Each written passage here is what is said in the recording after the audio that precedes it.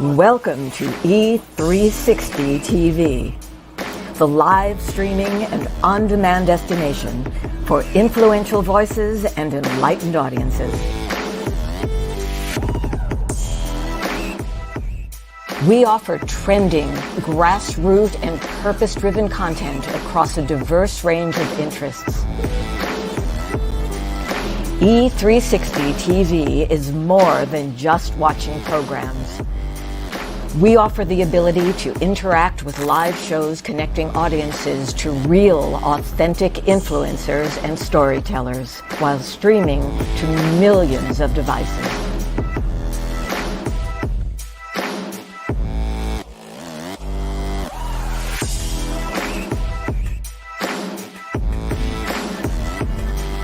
Real experiences. Raw conversations. One destination for it all. E360 TV. On July 4th, 1962, I found myself in the lost and found of mankind. Just because something finds its way to the lost and found doesn't mean that it wants to be there. Just because something finds its way to the lost and found doesn't mean that the person who lost it doesn't care for that lost item. You are writing moments that people will learn from, grow from, and heal through for thousands of years. Together, we are co-authoring a unique moment in time. That DNA, those fingerprints, they're going to be gone. Ashes to ashes, dust to dust. But it is your story that they will tell for thousands of years. But only if you leave it. Things that do not serve you must go. The longer you wait, the more time you give them to trick you into serving them. 22 homes in foster care, everything I wore as a scar, as a shame, things that started like Velcro on my spirit. After just a few months, then years, then decades, I had believed myself into believing that they were indelible tattoos. Sometimes we have to be broken down to appreciate the view once we start getting up. I want you to leave this place and know that you have been changed. Why? How do I know it's true? Because each of you has just changed.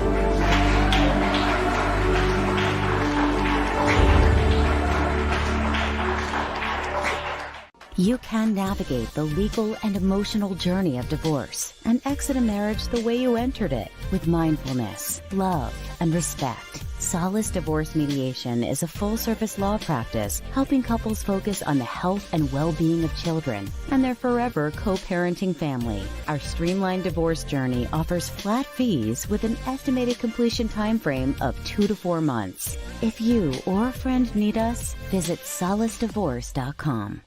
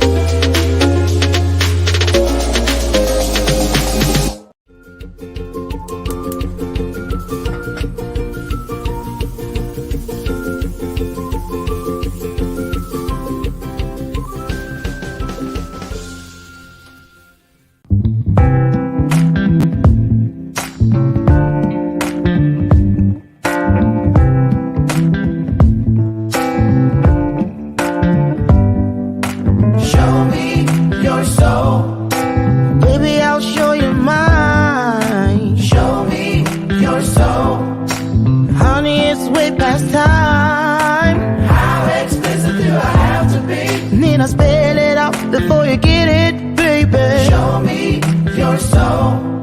And honey, I'll show you mine. I'll show you mine.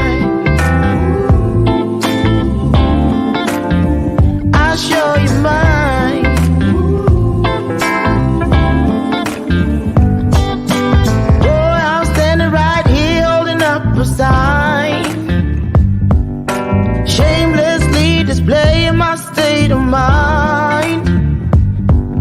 But you walk right past me, pretending like you don't see what's yours for the taking tonight. That's my jam. Wake up! It's Friday. I'm so excited. I love Friday. Do you love Fridays? I do, because I look forward to my weekends, although half the time I'm doing something other than what I want to do, but I love making it through a week, right? So here we are. Welcome to today's installment of Bathrobe Moments. I'm your host, Dr. Lauren Michaels Harris, and I'm so excited to be here, fulfilling one of the greatest promises available to each of us, that one that guarantees us that where two or more of us comes together, and we're there because we got that mindset. We've got that heart set. We are here to pour into each other, to serve each other. Spiritual magic comes out the other side of that. So can I get an amen, please? Just one. Go ahead. Can I get an amen, please? Put it in the comments if you agree, and share this out right now. We got a great show for you today. One of the rock stars, those are the people that coach with me. When they come in, they're in for life. And I'm so glad, because I love watching them soar. I love watching them change up the game. I love watching them, when they feel like they've been broken down, they find a way to come on back up. And today's guest is gonna just thrill you today. His name is J.R. Reed. He's a Purple Chan. Remember him? Yeah, he's back, and he's doing something brand new, and we're gonna get into that now. You heard me ring the bell, right? I'm always telling you guys that the bell of purpose is not just a show gimmick. It is not just a prop. Somebody should have been here about 30 minutes ago to ring it for me. Because I tell you, when I ring the bell, it's so that I know we're so busy, all of us, and I don't want us to miss some truth that's out on the table, right? So just like that bell has a ring to it, so does the truth. So I ring the bell to say, oh, look up, stop what you're doing, quit flat ironing, quit making oatmeal, whatever you're doing, lean in for just a moment, take some of this goodness with you, right? So why do I wish someone was here to ring the bell for me about 20 minutes ago? I put my Morningstar Farms vegetarian sausage in the pan like I do every morning, except I came down here to the studio. I already ate one of them, but look, not so bad, right? And I had to open up all the windows upstairs, put on a fan before Brian woke up. I'm surprised the smoke detectors didn't go off. And I know you're thinking, well, Lauren, that doesn't look so bad. Think again. Look at that. Lord, I'm still eat it. I sure am. These things are expensive. You get like 8 in a pack.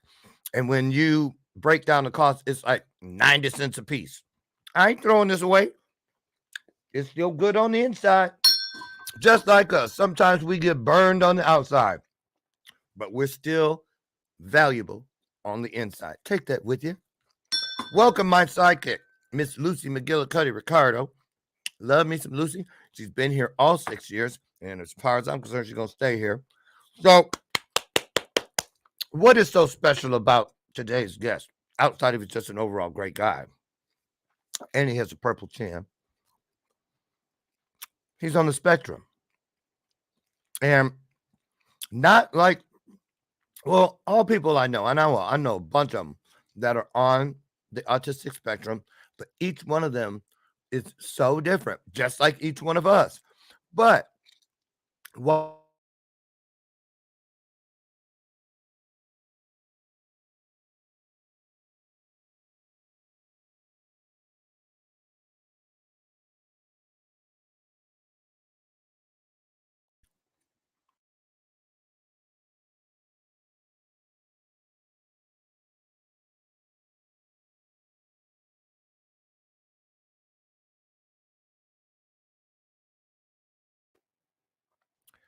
Lord have mercy. Pray for us. Be gone, thing that does not serve us. So anyway, I wanted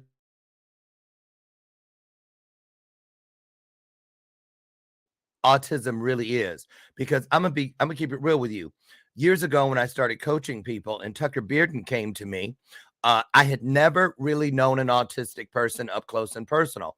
And I thought, I'm telling you, how crazy is this? I thought autism was the same as Down syndrome.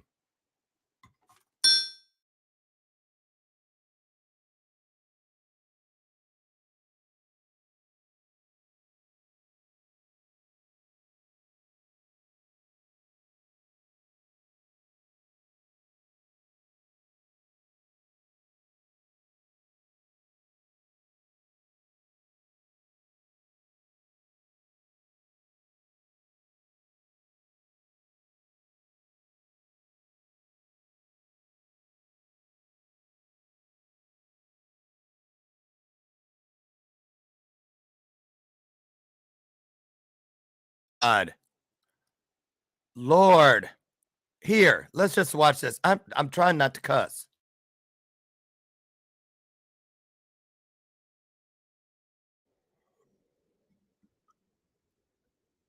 Disease control, autism affects. Wait. Okay, now it's on the screen. Lord have mercy.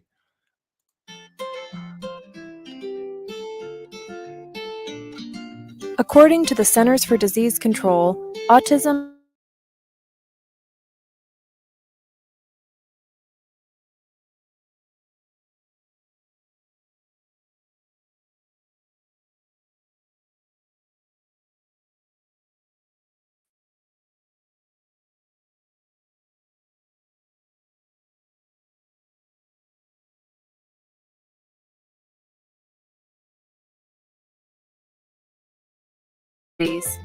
Autism is sometimes associated with strengths in the areas of visual memory, music, art.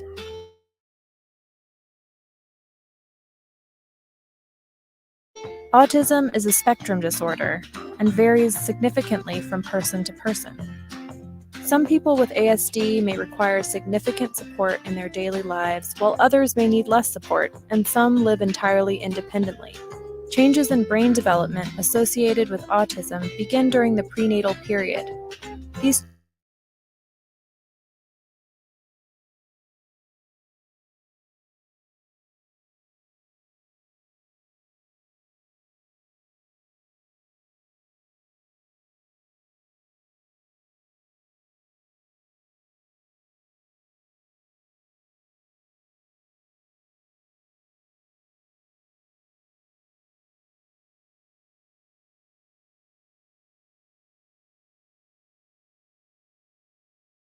ADHD, anxiety, depression, and gastrointestinal.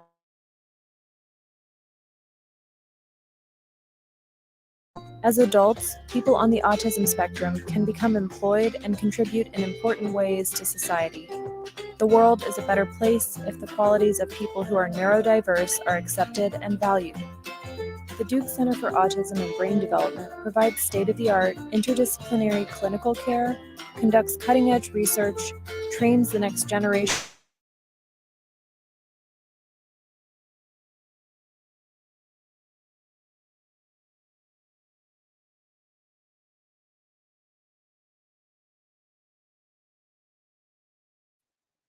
Okay, I turned.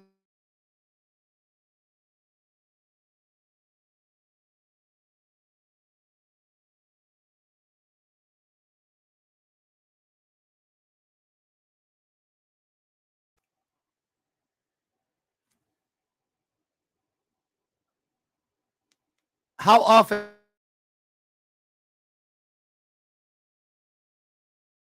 Lord help me. So anyway, I'm looking at my pot over there blinking red. Oh, but I got $100 off my Xfinity bill last month for that. So if you want to know how to make that happen in your neck of the woods, hit me up. I know how to do it. So anyway, that was a couple things in there, just a 2-minute thing from the CDC about autism. Now, neurodiverse, I had never even heard her.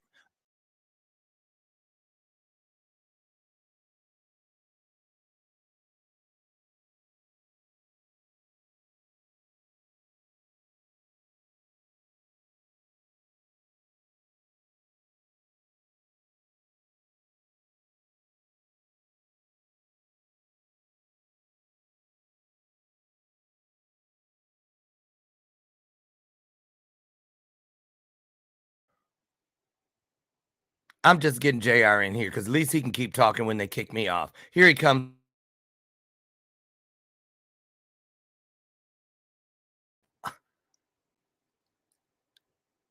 What?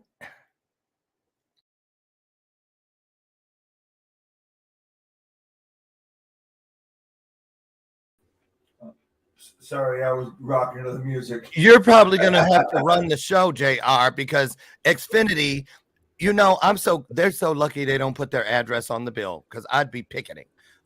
Kidding you. Yeah, you know what? I got an Xfinity too, and if you find that address, please shoot it my way. So, JR, When they kick me off, you can keep going. You got it. Hey, Lauren, before we get going, can I say one thing about that CDC video that Oh, you... Lord. What did they get wrong? Oh, no. It's not anything they got wrong. But when they talked about things like anxiety, depression, gastrointestinal issues, the reason that a lot of that happens for a lot of us is through our lives, we're told that we're not good enough, that we don't think correctly, that we're not going to measure up or we're never going to be successful. And I think all that negative influence is what leads to that depression and to that anxiety and to those gastrointestinal issues. Now, is that an opinion or is that something you know for a fact? Well, yes and no. It's an opinion based on my life and my experiences. And your experiences. Okay, so as far as your journey goes, that's how that falls. As far as my journey goes, that's how I don't have the gastrointestinal issues, but the anxiety and the depression, I can relate that back to as far back as elementary school and as recent as a month ago. Well, I think that applies to most all of us. Oh, it does. You know what I'm saying? You don't have to be autistic to connect those dots. At least I don't. So I get it. I get it. And Lauren, the one thing I've said is that all these things like that are prevalent in people with autism just means they're prevalent in people with autism. It doesn't mean they're strictly for people with autism. I know. I get it. I get it. And I'm going to just tell y'all, get ready because, we're going to talk about a lot of things here. Hold on. My booster pillow needs to be shifted. I have to sit on a pillow because my chair won't go up any higher, and I'm just so short. Hey, you know what? My chair is a little bit like that, and I think booster pillow was a great idea for me. I'm about to add a second one because I'm tired of. I've squished my fat ass has squished this one so flat it's really like a booster piece of paper. So listen, let's get rolling. I want to jump out for a second because I always like the guests to have like 30 seconds to 45 to a minute to just kind of create their own vibe with the audience. And then I'll pop back in and we'll officially get started because I want to start with this diagnosis. They said it that they talked about where most kids are, or most people are diagnosed with autism between the ages of 18 to 24 months. And I know that that was not the case with you. So we're going to start there, but you say hello to the folks and then I'll come back in and we'll get started. All you take it away. Hey, hello, folks. And, thank you very much, Lauren, for having me and let me talk to you about autism and my life. I am 57 and there was no diagnosis of autism as we know it today until I was 30. So I wasn't diagnosed until I was 42. That means I went through school with no accommodations, with teachers telling me that I was weird, stupid, lazy, that I wasn't going to live up to my potential. And, by the way, that's my service dog, Ty, in the back, who's decided he wants to join the show. Come on in, Ty. But, it was tough for me growing up because, for example, I had family that told me that I wasn't living up to my potential. But you know what? I was working as hard as I could and just not getting stuff right. So living up to my potential and not trying was something that I could not relate to. But you know what? I've made the best of it. And I spent 25 years as a freelance writer writing about sports and travel and food and drink and, promo pieces on business leaders and things like that. And once I got diagnosed, the first words I said to myself as I walked out of my psychologist's office was, wow, I'm not weird, just autistic. And since then, I changed my focus. All I write about now is autism and mental health and developmental disabilities. Well, let's start there. So a lot of people, myself included, I'm doing better because of people like you, Tucker Bearden, Jimmy Clare. I declare Jimmy Clare. I always have to say that when I say his name. And so many others that have come through here over the years. Chris Aston. Who? Christopher Casson. Oh yeah, saw him last weekend at the wedding in Charleston. Yes. Are you at the wedding? Huh? You were at the wedding with him? Yeah. That's awesome. It was awesome. And I remember when I first met Christopher, who was in the top 5 of the Next Impactor competition, which was a global competition about 4 years ago. When I first met Christopher, he was really not even leaving his house. Same thing with Tucker. And today, I mean, shoot, Christopher drove all by himself. He's gone to Thailand with a friend, and he's just a different person today. And it's just been such an honor, a blessing to watch them just blossom in their lives, you included. Now, when you and I first started working together, because Tucker was a coaching client, Christopher really is a coaching client, you as well. It's interesting to me to watch. I get the privilege of really watching your struggle up close and personal. So we're going to talk about you because the others aren't here, but let's talk about you, JR, because and what I love about you is you remind me of those guys in those old Westerns where they're inside the saloon and, there's a big ass fight going on. And that one that's getting his ass kicked, you see him, he get knocked behind the poker table and like, stay down, fool. Don't get back up. You just going to get more ass whipping. Right. But here comes that hand on the top of the table and they pull themselves up and keep going. That's what I feel when I watch you. Thank you very much. Seriously. Because I know you have no idea how much that means to me. Really? It does, because I struggle with self-esteem in such a big way. And, I do my best to pull myself out of it as quickly as I can. But to hear someone that I respect, such as yourself, to say those things to me, that's impactful and that means a lot. So thank you. Well, I'm honored to be able to pour that in. When we first started working together, your passion was for speaking, to get awareness. And it still is. I just don't do as much of it now, but the passion is still there. Right. It was your primary piece. Yes. And today, you're back. This banana's so good. I'm not kidding. I ain't trying to be rude, but this one is perfect. So anyway, if it makes you feel better, before the show, I went to open a banana to have a banana. I took one bite and realized it was a plantain, which is a very thick, starchy tropical banana. I know, I've seen them. Don't people fry those? Yes, they do, and that's because you don't want to eat them raw. Oh, so you guys separate them. I don't think I've ever had them, but I hear they're pretty good. They're really good. So, JR, let's talk about, before we get into your new piece, My Autistic Kitchen, which I love. Let's go back just for a minute. Sure. And kind of peel the onion, if you will, part the veil on some of your personal struggles. What would you say? I have an idea because I've worked with you for years. Is your greatest struggle within your world of autism? Personally, that piece that people may not see, you know what I mean, that happens behind closed doors. What is the biggest fight for you personally? I think getting them to realize that, you know what, I'm smart, that I know what I'm doing, and that because I'm autistic doesn't mean, just like you once thought, and I had a neighbor who thought that autism was the same as Down syndrome.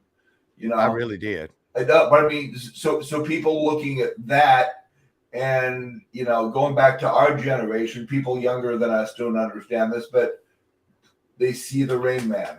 And, and that's their idea of somebody who's autistic. And so it's just really, beating those stereotypes and proving to people that, hey, I'm capable and I can do this. Just give me a chance. Absolutely. So here's what I want to talk about. And you and I have never discussed this publicly before. And we have inside the coaching from time to time, but not like I'm going to open it up right now. If that's okay. I want to talk about how, because all of us, you don't have to be autistic to deal with what I'm about to bring up. But what I love about you is that you have a trap door. You have a golden parachute. break glass in case of emergency kind of thing. And I want to talk about that piece. What is behind that? What is it you reach for when you break that glass? Because, and what I'm getting at is depression. When we feel like everything is working against us. You texted me something, I think it was last night, about feeling that. And I was like, oh, yep, there it is. I remember that part about JR. When you're like, it just feels like everything, you know what I'm talking about, right? Oh, of course. So when you're by yourself and it's just you, say you and your service dog, what's his name again? Ty. Ty. How do you spell it?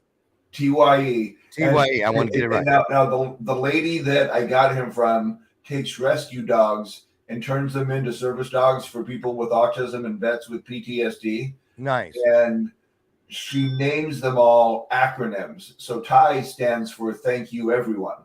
Oh. And he was found at 6 months old in a garbage bag in a dumpster. Ooh. I Yes. pity the food. Oh, thank you, Mr. T. I pity the food that did that. You know what? And here's the way I look at it. And don't take this the wrong way, because as an autistic person, I speak exactly what I mean, and I use my words carefully. So for somebody to pick up a 3-pound puppy and just toss him in a dumpster, that takes really no physical effort.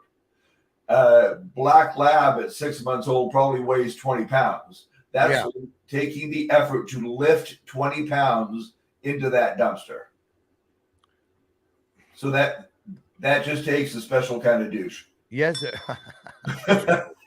So listen, let's go into that. What is that battle? And how do you always end up being that guy, because you're still here, that, like I was describing in the Western scenario? What is it what do you attribute that strength to? That, because you can go down pretty deep, fast, but you come back up. I can get down pretty deep, pretty fast, but then I've got to sit and I've got to pause and I've got to think and remember I can do this. And I look at experiences in my past where I've been like this and I've pulled myself out, and I just say, you know what, I can, and I'm very hard on myself. And so I'll say, like, you know what, I can sit here and continue to be a loser and, do nothing, or I can pull my head out and get up and get back to it. Do you ever look at people who, and I don't want to, see, there it is. I almost said, do you ever look at normal people? Because you're normal, but you're a person who happens to have autism.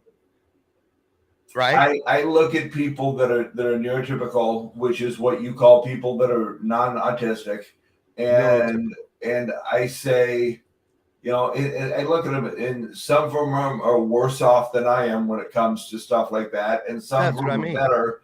And I look at this and say, you know what? If they can do it, I can. Exactly. Because, here's the best way I've ever heard this. The difference between an autistic brain and a neurotypical brain. It's like a string of Christmas lights. Some Christmas lights you plug in and they're just on. Some Christmas lights you plug in and they blink. Right? Yeah. Well, neither one of those is incorrect. Neither one of those is wrong. They're just wired in a different way. True. Very true. That's a great analogy. So let me ask you a question about autism that I've never asked. Okay. But I'm really curious about it. Sure. You know how certain things, as we get older, everything changes, and some things that were quite manageable in our youth or midlife, they become more difficult to manage with time and with age. Is that the case with autism or Absolutely. no? Absolutely. Things that I could tolerate, or I could, find ways around when I was 30, when I was 40, and now at 57, I'm like, I just don't want to deal with this. My life is not worth it, and I got to find a way around it and a way to get through it, because I'm not going to live my life like this. Right. Now the varieties. This is another piece that I don't think gets spoken on enough. The varieties. When I look at Tucker, I remember when I brought Tucker to Las Vegas to speak, and he was so nervous because of all of the stimuli. He can hear the electricity moving through bulbs and wires and glass, ice tinkling in glasses, and it can trigger him. And of all places to go away from home the first time, Las Vegas was quite an overload, and we were really ready. We did a lot of pre-planning just to be ready. Thank God Brian, my husband's a therapist and was there to be ready. So were all of the other rock stars. But then let's say Christopher. And it's just amazing to me when I watch Christopher, because he don't care what nobody thinks. When Christopher needs to, how he does, and he'll just stop and he'll even make fun of himself. Oh, what was I thinking? Oh, where'd that go? And I watch the differences. But with you, I've never seen any outward signs, even in our coaching sessions or, anything like that. Can you describe to us what it looks like if we were to look through a keyhole and watch your autism trigger, if you will? I don't even know if that's the right word. What's it look like for you? Trigger is absolutely the right word. And, just giving Tucker's example, if I was in that situation, I would do my best to hold it together, to breathe deep, to tell me that, this is going to pass, that I can get through this, that I just need to try to put all that out of my mind and focus, because people have such a stereotype when it comes to autism, and I don't want to contribute to that stereotype unless I really have to. So what would you... Hold on. Now, there's nothing wrong with Tucker being like that. I love Tucker. In fact, I had a little, I had a little talk with Tucker last week. He's trying to sound like Tucker. That ain't even close. Tucker's so country. I'll tell you what, I can't do it either. Go ahead. But, there's nothing wrong. We all who we are, and there's nothing wrong with that. But I just choose to try to hold it together. And then when I'm back in the green room or I'm back in my hotel room, then I can kind of let it all out. And what is it? It may just be fidgeting. Watching 14 programs within 30 minutes and just having to kind of scream for a minute and just get all that extra noise in my head out of there. I've got a playlist on my phone called Meltdown Music for when I start to get panicky and stuff. And so I'll put that on and just lay down and just listen to music that'll kind of help ground me and just get my brain back to where it's supposed to be. So can you feel it coming on, or is it like a person that has what are those things where they seizures? They don't know it's coming until they come out of it. Can you feel your autistic trigger coming, or does it hit you like a ton of bricks? Usually I can feel it coming a little bit because it starts building up, but there have been moments where I can't. But for the most part, I can kind of feel like something's going to happen here if I don't get out of this situation, if I don't change the parameters of that situation. So what do you apply? Is it breath work? Is it a mantra? How do you embrace it when it's happening so that you don't have to run out of a smoking building? Right. It is a combination of breath work, but it's also just telling myself, calm down, relax. You can get through this. It's only 20 more minutes. This stuff. You can do it. And then you can go and react as you need to. Wow.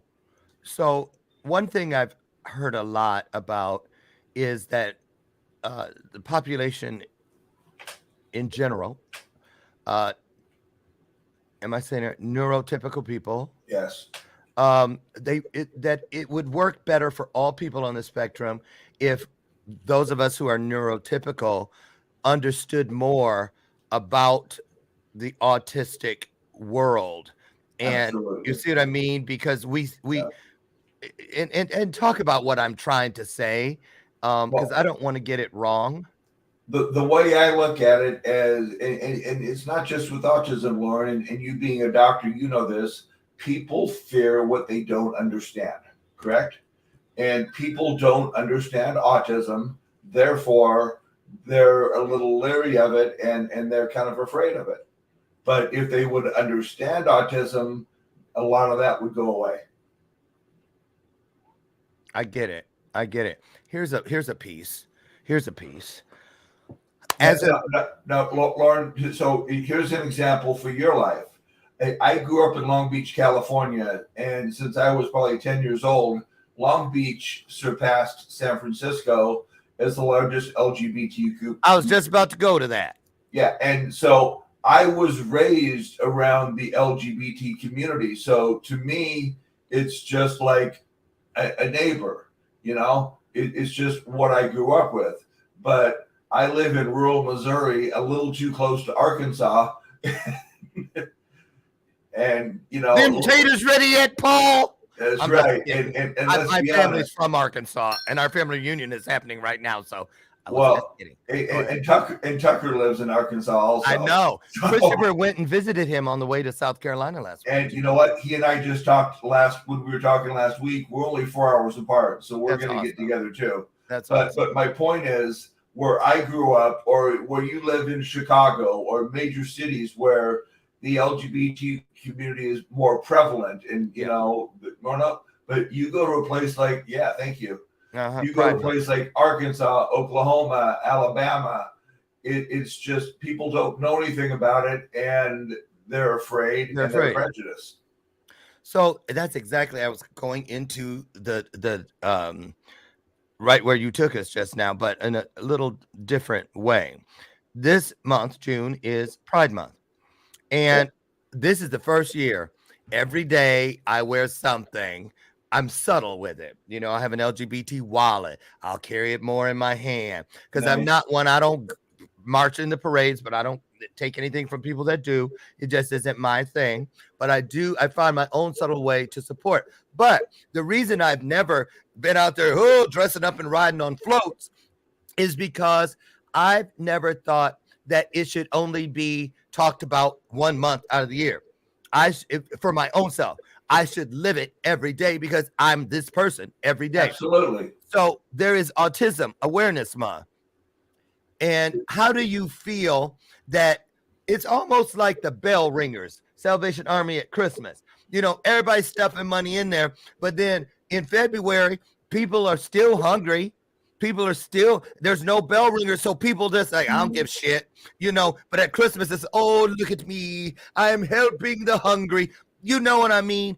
I don't think, do you think that these months or this day, or you know how they do that, set it apart? Absolutely. Is that helping or is it hurting? I think that April being Autism Awareness Month is great in the fact that it does provide more awareness to people, but I think that month should extend 365 days. That's what I'm saying. But because I think it lets a lot of people off the hook. It's a start. It's a start. That's a good point. It's a start. Having a month is a start. And that's why it's kind of funny. The last couple of years when I did some panels on autism, I didn't do them during April. I did them during May and June. Exactly. I know. Didn't we do one? We did one. And we purposely did it after.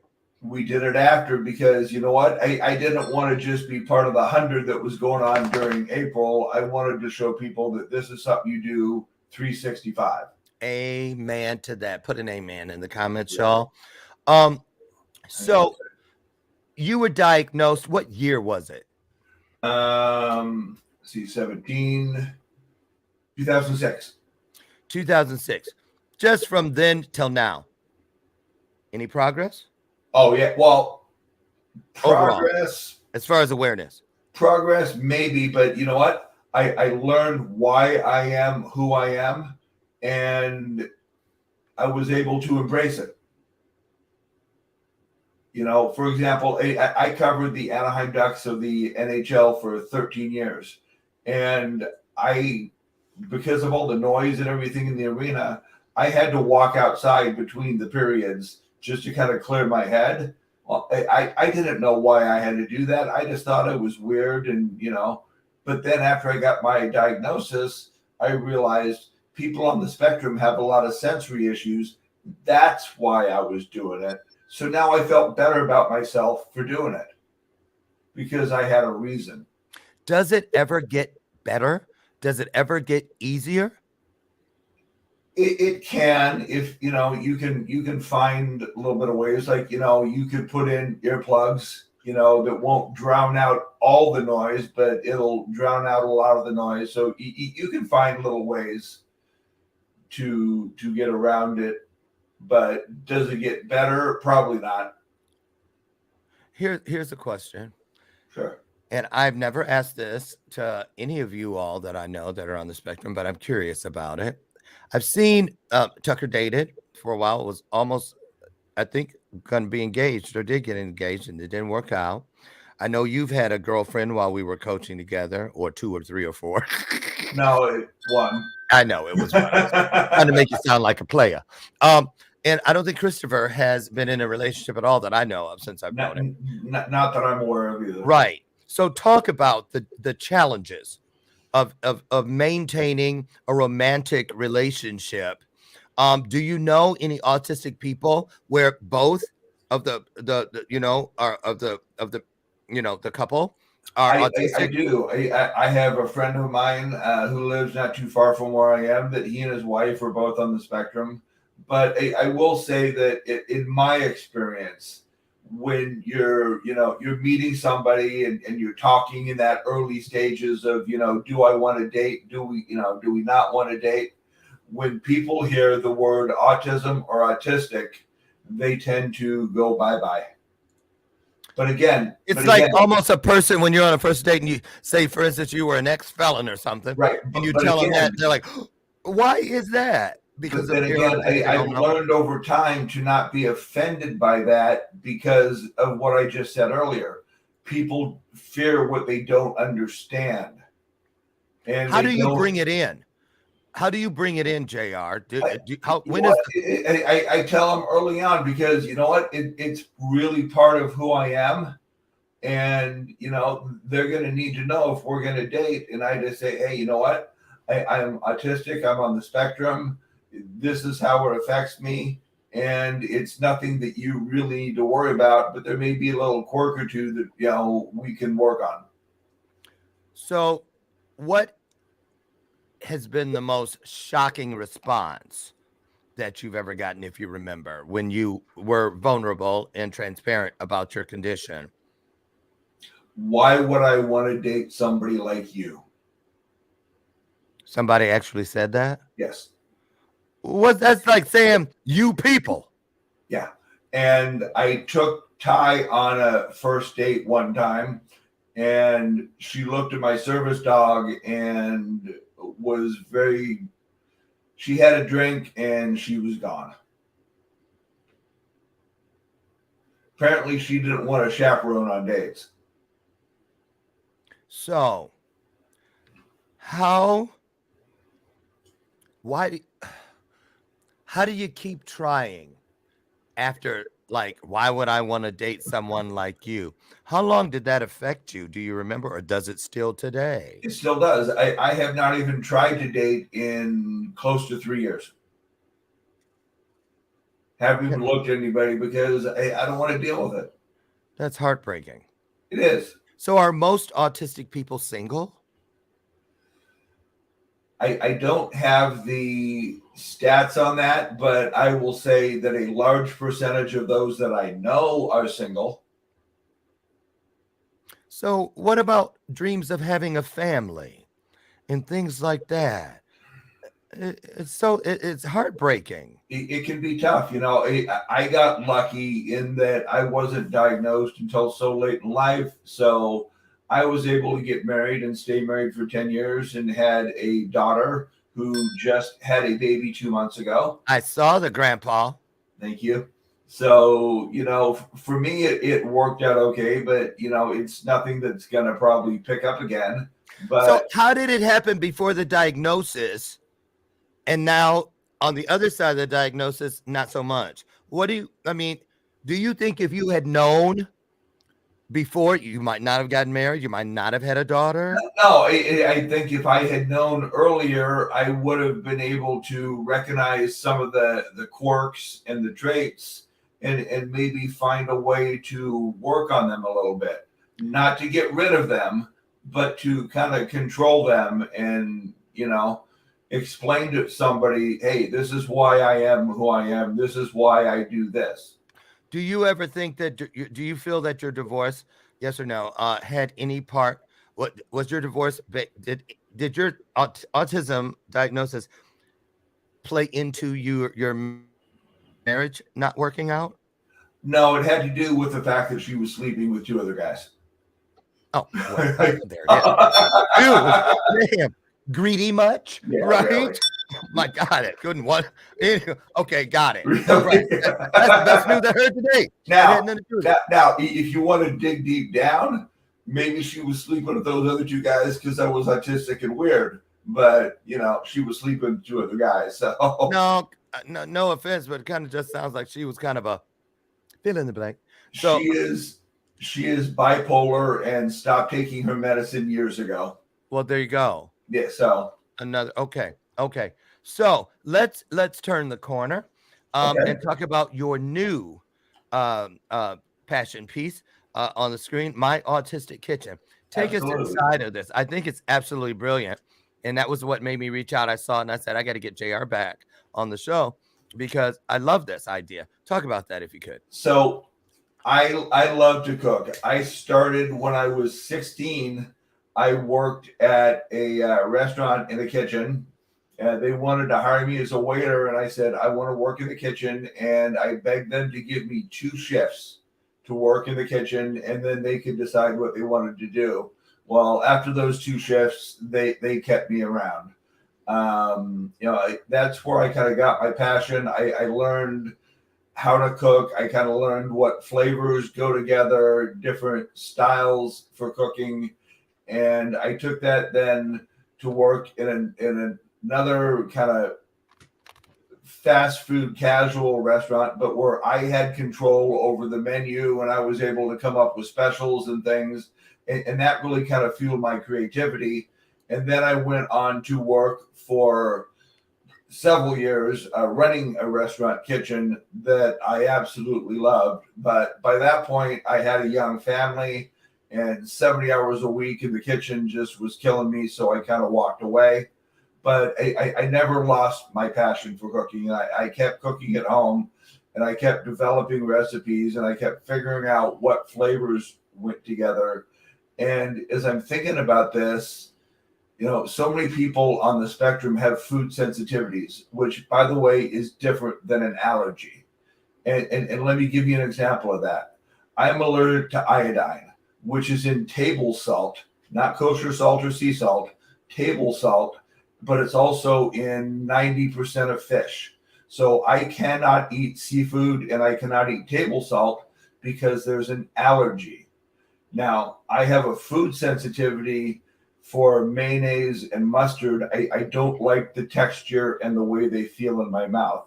So that's the difference between a sensitivity and an allergy.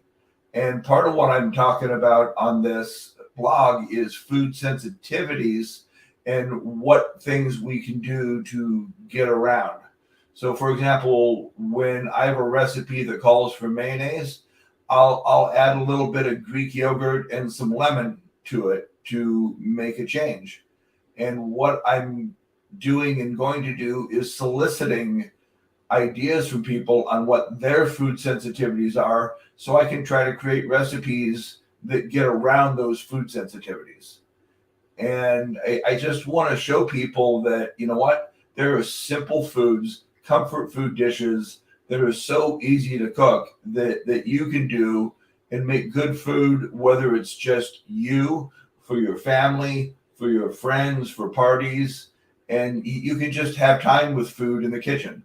I've got a playlist that I call my Cooking Jams playlist, and I turn that thing on and I just rock out the kitchen.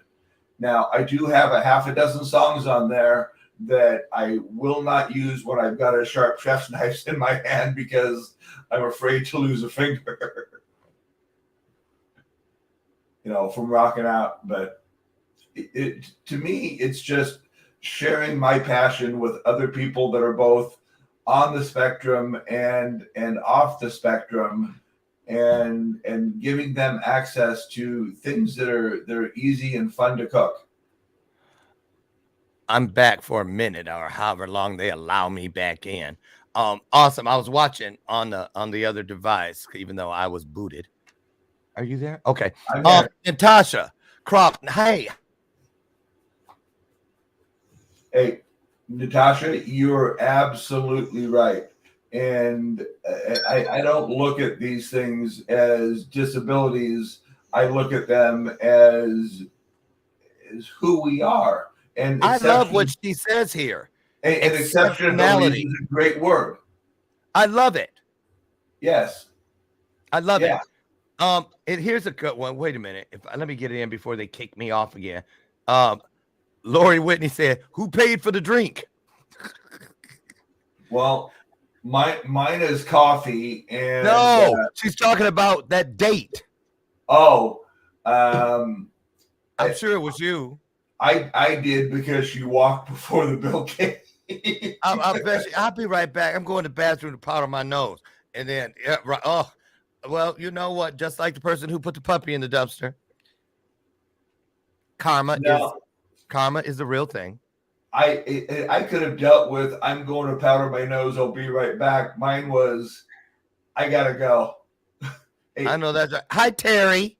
How are you? Terry is a good friend. She has an autistic son, and she is a great autism parent advocate that I just love, and we've done some stuff together.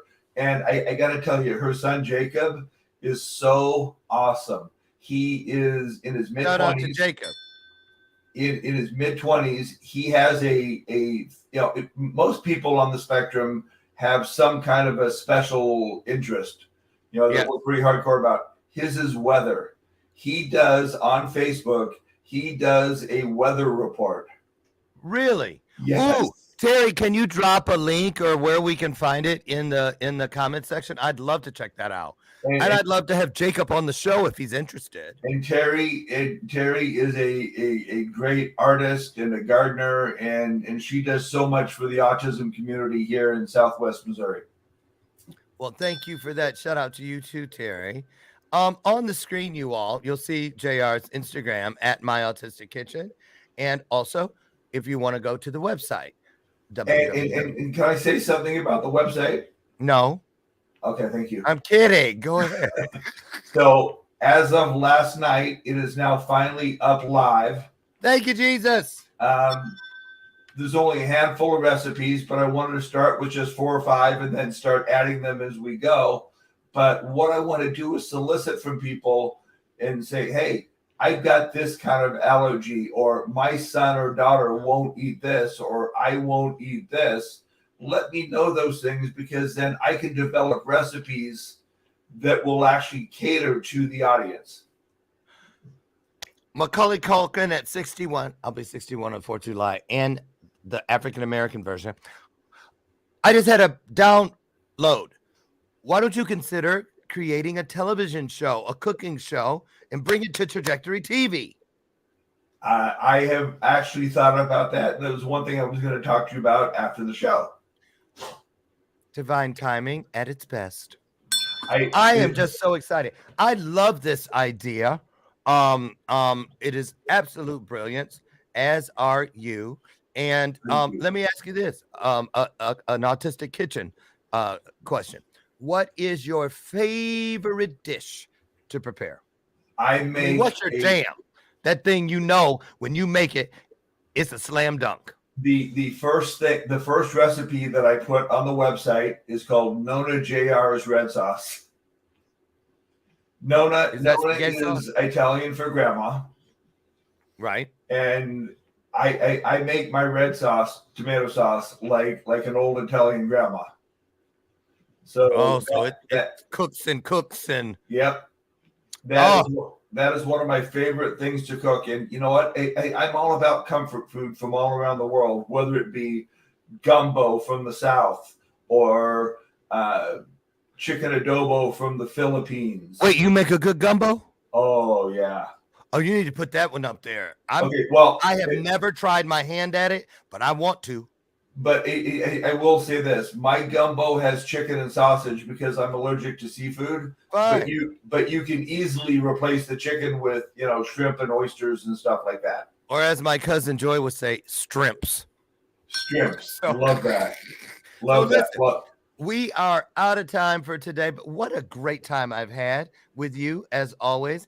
And I'm going to keep my eye out. Let's talk afterwards about what we can do to make that dream a reality, right? Absolutely. And okay. And can I please say thank you to Terry for joining us? And I appreciate you so much. Absolutely. Shout out to Terry. And I mean that about Jacob. So there you go. Or any of you who want to come on and share your story. Or if you know someone who has an illuminated story that needs a little more illumination, send them to your boy. I promise we'll do our best with them. Listen, JR, again, thank you so much. You guys, I'm going to drop these links for convenience inside of your comment section immediately at the conclusion of today's broadcast, which unfortunately is now, and it will also be found in the show notes on your Facebook page. So I want to thank you. You guys come back Monday. Let me see who's here. Next week is going to be great. Tony Rodriguez is here on Monday, and Tuesday, mark your calendars, is our monthly Meet the Experts Day. All 6 experts are supposedly going to be here, but no matter who's here, it's going to be great. It won't be the same if you aren't. So please join us. Alexis Black and her husband, Justin, will be here. They're foster care alumni, and they are burning up the stages with everything from storytelling to their brand new book. They're going to be here. Anya Armstrong, first time on television. She'll be here on Thursday. And then Friday, Allie Covington will be here to talk about a lot of things to improve our health as we move through the rest of this Lauren, year. Quick question. Why do I know the name Tony Rodriguez? Good question. He's a good friend of mine. He's a good friend. I met him through, you weren't at the Power Week Symposium. No, but that's probably what it is because he's a good friend of yours. I Jason met him, heard of him through you. Yeah, really great guy. Saw him at the wedding last week, as a matter of fact. Yes. So listen, you guys have the best weekend. I'm headed to Michigan to speak tomorrow night, and also to deliver chocolate chip cookies to my father-in-law, baked by my husband. Yeah. So I'm going to be there. We have a special tomorrow. If you guys are interested, let me just show you real quick before we get out of here. Why is my stuff all weird looking? If you want to come tomorrow, How to Lead Effectively and with Purpose in a Post-Pandemic World by Lisa Anna Miller, Lord Jesus, Lisa Anna Palmer from Canada. She's a good friend, and she's also a coaching client. We have a 2-hour special with Q&A right here on Trajectory TV and all of my social media posts. It's free, and it is going to be just stellar. So join us if you can. Listen, JR, have a great, great, great weekend, and keep us in the know about what's cooking. Literally. Absolutely. Well, hey, while you're in Michigan, I'm going to be making a bacon wrap pork tenderloin. So you have fun. Oh, I just had a tenderloin the other day. And I never thought about putting some bacon around it. Well, you know what? Tenderloin has got no fat in it. Wrapping it in bacon gives it some fat. Because it can end up this is so weird what I'm looking at. There are no pictures of all of the assets here in StreamYard, just words. And so I'm like, well, where's my show closer? I don't even know. Hey, oh my goodness. I can do a show close for you. Do it. This has been half of them are okay. There it is. Listen, get out there, you guys. Who knows? I'm just glad we're here. Thank you all so much. Thank you so very much. You honor me every time you show up. Get out there and be the best version of yourself. Change the world by just having conversations with each other. You'd be shocked what that'll do. I'll see you Monday morning, God willing, on the front porch, 8 a.m. Central, where we'll do this all over again. Another illuminated conversation right here on Bathrobe Moments. And remember, as always, as I leave you, I love you. And there ain't a damn thing you can do about it. I'll see you Monday. Thanks, JR. Great job, my man. Great job. Bye, you guys.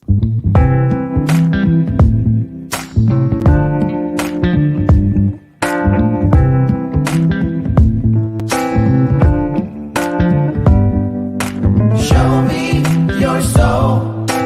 Baby, I'll show you mine. Show me your soul. Honey, it's way past time. How expensive do I have to be? Need I spell it out before you get it, baby? Show me your soul. And honey, I'll show you mine. I'll show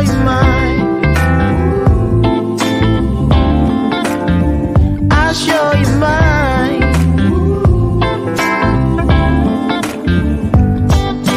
Boy, I'm standing right here holding up a sign,